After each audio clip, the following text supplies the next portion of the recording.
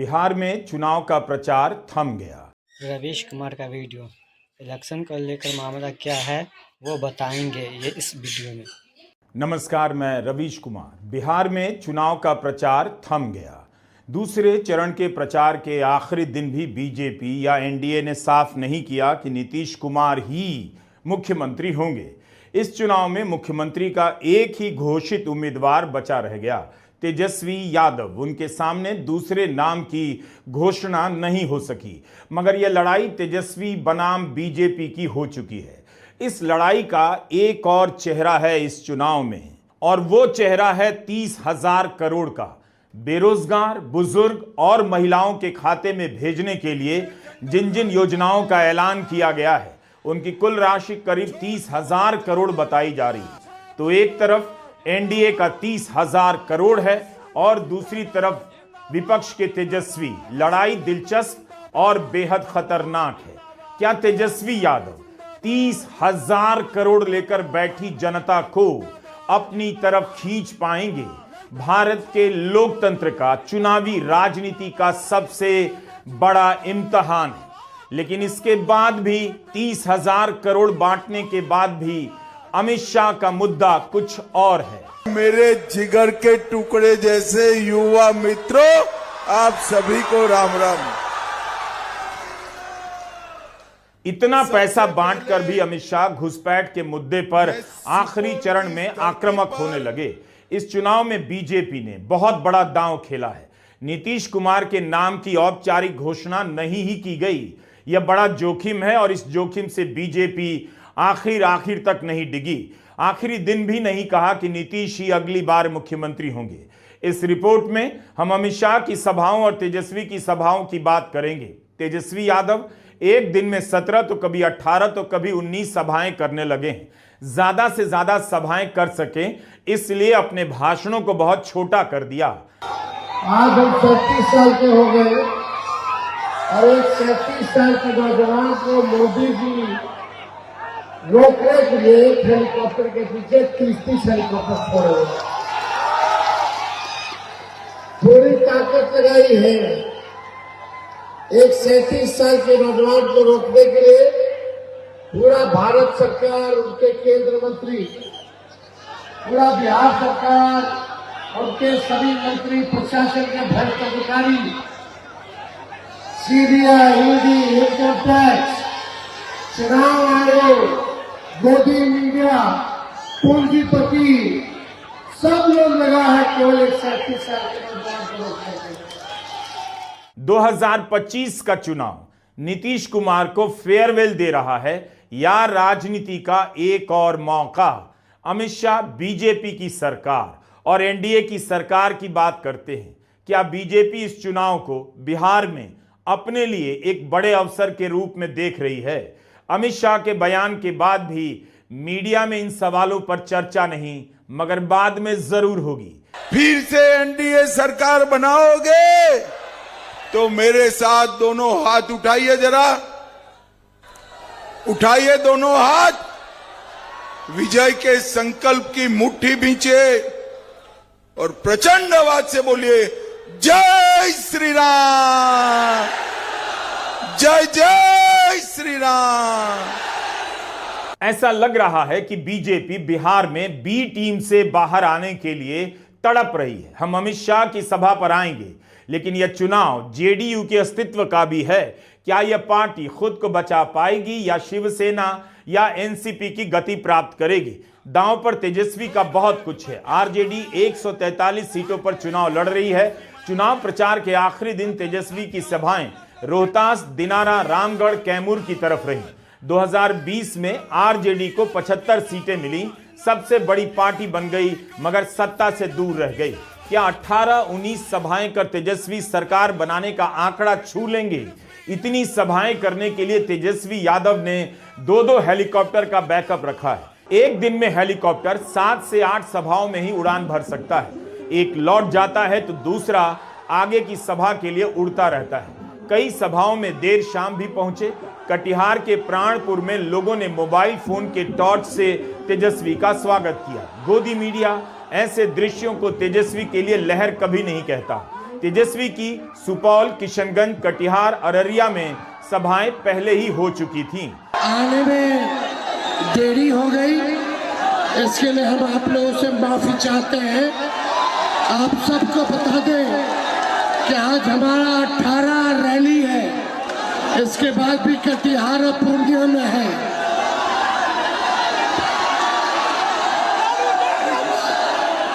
बस हो गया, शुक्रिया।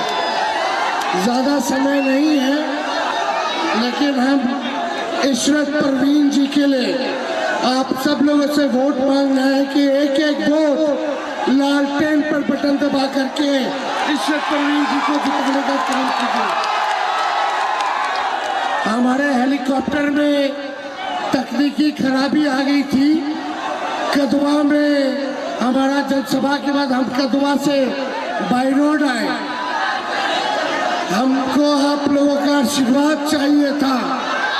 हेलीकॉप्टर को तो हमने ट्रैक्टर बना दिया है। एक हमारे हेलीकॉप्टर के पीछे भाजपा का 30-30 हेलीकॉप्टर दौड़ रहा है। तेजस्वी की लड़ाई केवल बीजेपी और जेडीयू से नहीं, केवल जंगल राज की छवि से नहीं, 30,000 करोड़ के पैकेज से है, जो चुनाव के पहले और चुनाव के दौरान बिहार की महिलाओं, बेरोजगारों और बुजुर्गों के खाते में डाल दिए गए। 30,000 करोड़ ट्रांसफर कर जिस बिहार में राजनीति की आंधी चलाने का दावा किया जा रहा है, क्या तेजस्वी उस आंधी को रोक पाएंगे? आज की तारीख में विपक्ष के लिए आसान नहीं इतनी भीड़ जमा कर लेना, लेकिन इस भीड़ को मीडिया की चर्चाओं में खारिज कर दिया गया है। कल तो 19 रैली हम किए अकेले, गला थोड़ा बैठ गया है, लेकिन अपने मालिकों के बीच सासाराम आकर के आप लोगों ने जो आशीर्वाद दिया है, जो ताकत दी है, निश्चित तौर पे ये सरकार को हम लोग उखाड़ देंगे। कई विश्लेषणों में प्रो इनकम्बेंसी की बात की जा रही है, यानी जनता सरकार से नाराज नहीं है, मगर यह नहीं बताया जा रहा है कि इस प्रो इनकम्बेंसी की कीमत क्या है। इसके लिए राज्य सरकार के खजाने से 30,000 करोड़ रुपए चुनाव के दौरान और उससे पहले बांटे गए। इस 30,000 करोड़ ने बिहार के चुनाव को बदल दिया है। इसके जवाब में तेजस्वी यादव भी इससे अधिक देने का वादा कर रहे हैं। क्या बिहार की जनता एक से पैसे लेकर दूसरे पर और पैसे लेने का यकीन करेगी? अगली सरकार क्या केवल जनता को पैसे बांटने का ही काम करेगी? एक मौका तेजस्वी को दीजिएगा सरकार बनाने का, लेकिन एक मौका मांग रहे हैं आप लोगों से, और एक मौका मिलेगा तो जिस परिवार में सरकारी नौकरी नहीं है, उस परिवार में एक सरकारी नौकरी तेजस्वी देगा। गैस सिलेंडर 500 रुपया कर दिया जाएगा, और 14 जनवरी को मकर संक्रांति के अवसर पर माई बहन मान योजना के तहत अपनी माताओं बहनों के खाते में 30,000 रुपया हम लोग डालेंगे। पेंशन 1,500 रुपया कर दिया जाएगा, और जितने किसान भाई हैं जो बिजली का इस्तेमाल सिंचाई में लगता है, उसको फ्री कर दिया जाए। इसके बाद भी अमित शाह को नौकरी से लेकर बेरोजगारी के सवालों का सामना करने के लिए घुसपैठ का मुद्दा उठाना पड़ रहा है। 2014 से बीजेपी की सरकार केंद्र में है, 2005 से नीतीश कुमार बिहार में मुख्यमंत्री हैं। कोई जवाब नहीं, घुसपैठ कहां से हो गया है। लगता है इस बार ध्रुवीकरण का नया टैगलाइन है, नया नाम है घुसपैठिया।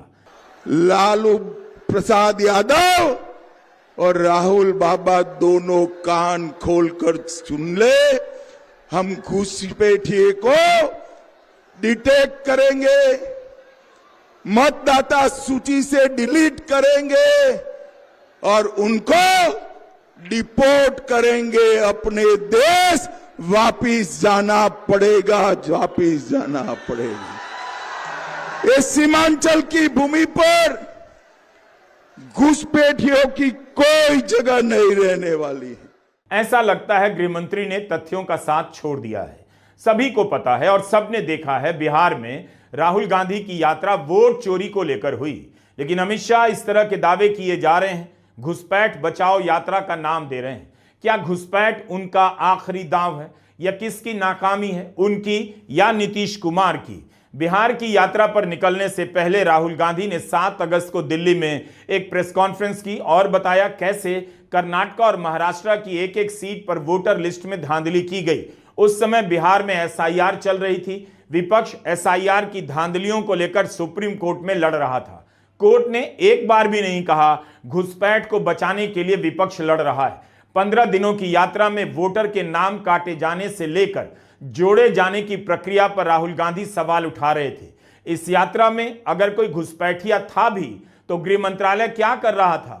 क्यों नहीं अमित शाह ने वोट चोरी की यात्रा में चल रहे किसी घुसपैठिए को पकड़ा?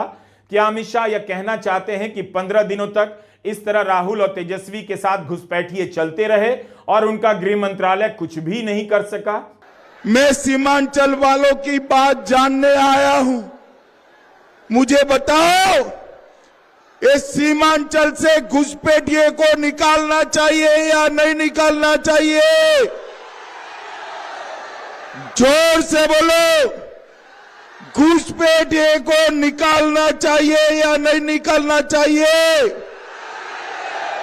ये अभी राहुल बाबा और लालू का बेटा घुसपैठिया बचाओ यात्रा लेकर निकले थे।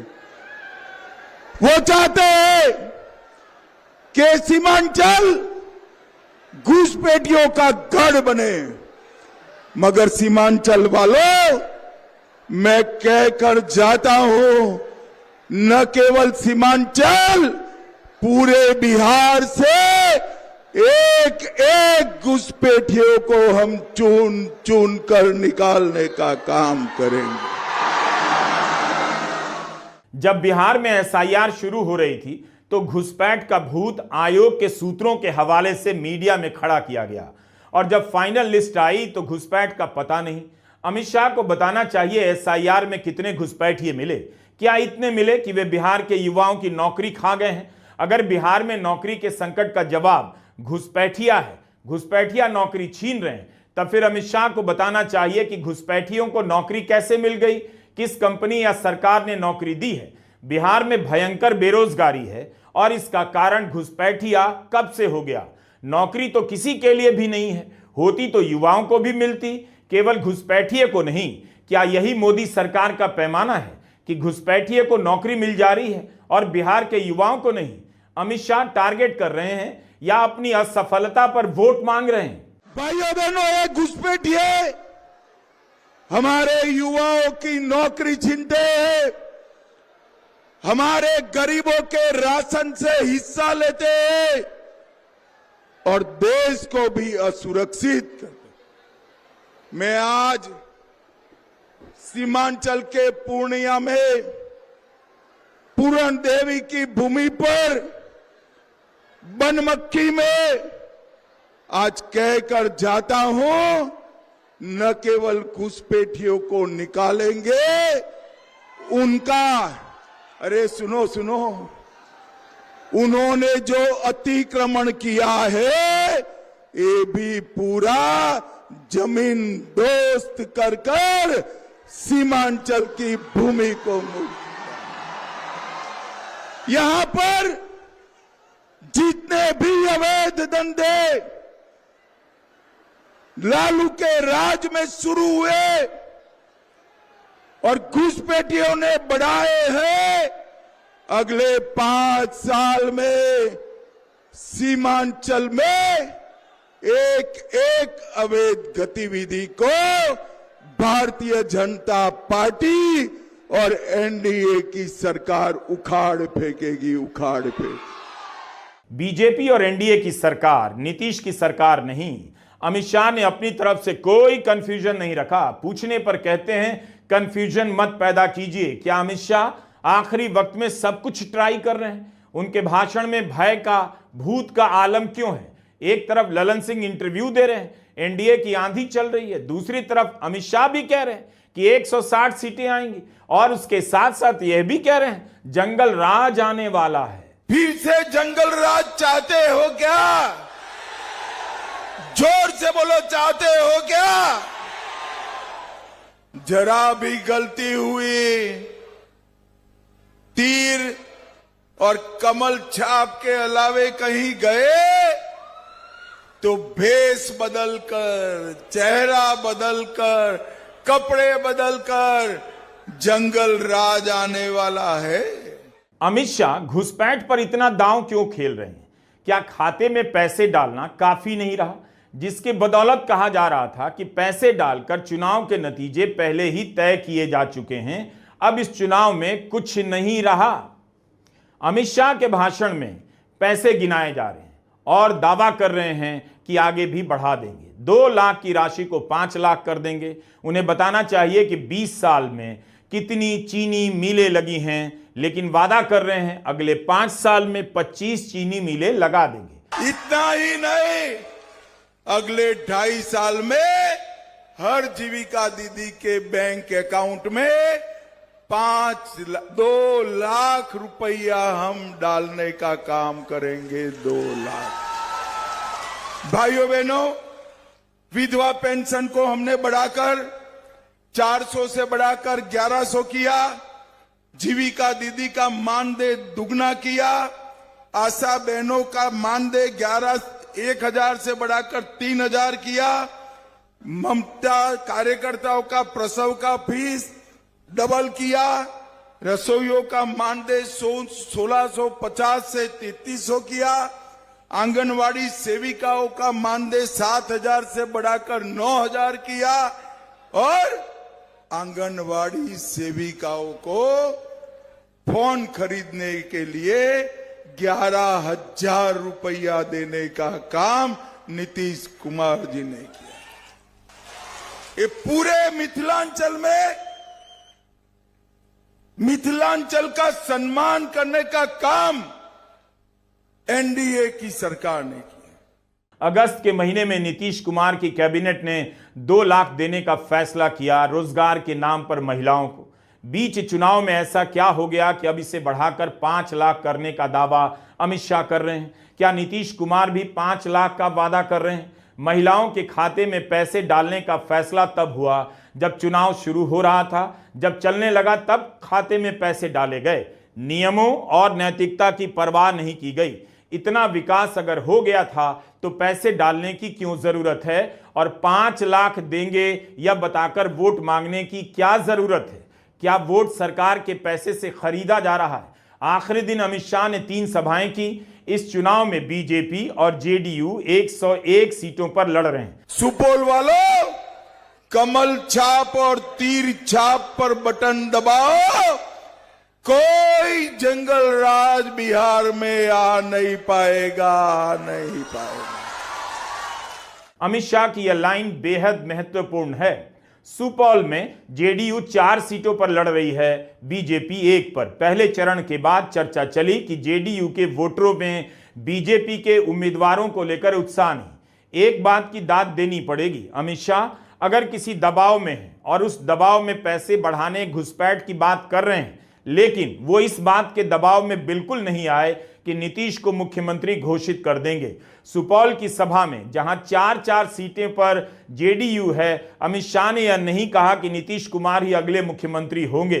14 नवंबर के बाद अगर नीतीश कुमार मुख्यमंत्री नहीं बनाए गए तो गोदी मीडिया इसी बात को लेकर अमित शाह की दाद देगा, जिस बात पर वह इस समय चुप रह गया। किशनगंज में राहुल गांधी की भी सभा हुई। उन्होंने घुसपैठ की राजनीति का जवाब अपने तरीके से दिया। एक तरफ आरएसएस जो देश को खांचों में बांटना चाहती है, जात का खांचा, धर्म का खांचा, प्रदेश का खांचा, भाषा का खांचा, स्त्री पुरुष का खांचा, और दूसरी तरफ कांग्रेस पार्टी, हम सब, महागठबंधन जो देश को जोड़ना चाहता है, हर धर्म को, हर जात को एक साथ लाकर आगे ले जाना चाहता है। मैंने 4000 किलोमीटर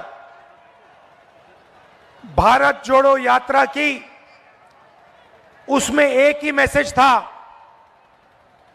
नफरत के बाजार में मोहब्बत की दुकान खोलनी है। उनकी यात्रा होती है और वो कहते हैं कि हमें नफरत फैलानी है, नफरत का बाजार खोलना है और मोहब्बत की दुकानों को बंद करना है। नरेंद्र मोदी में, उनके खून में, उनकी सोच में नफरत है। वो बांटना चाहते हैं, नफरत फैलाना चाहते हैं। दूसरी तरफ मेरे खून में मोहब्बत है, भाईचारा है और हिंदुस्तान को मैं जोड़ना चाहता हूं। यह फर्क है, यह लड़ाई है। नफरत से इनको क्या मिलता है, मैं आपको बताता हूं। नफरत से इनको देश का धन मिलता है। नफरत से ये जनता के ध्यान को इधर उधर भटका सकते हैं। नफरत से ये जनता को डरा सकते हैं और जब जनता डरती है तो जनता सही सवाल नहीं पूछती। बिहार की राजनीति का यह बेहद मुश्किल मोड़ है। उसे एक असंभव फैसला लेना है। सबको देख लिया है, सबको सुन भी लिया है। 11 नवंबर को 122 सीटों के लिए मतदान होंगे। 14 नवंबर को नतीजे आएंगे। नमस्कार, मैं रवीश कुमार।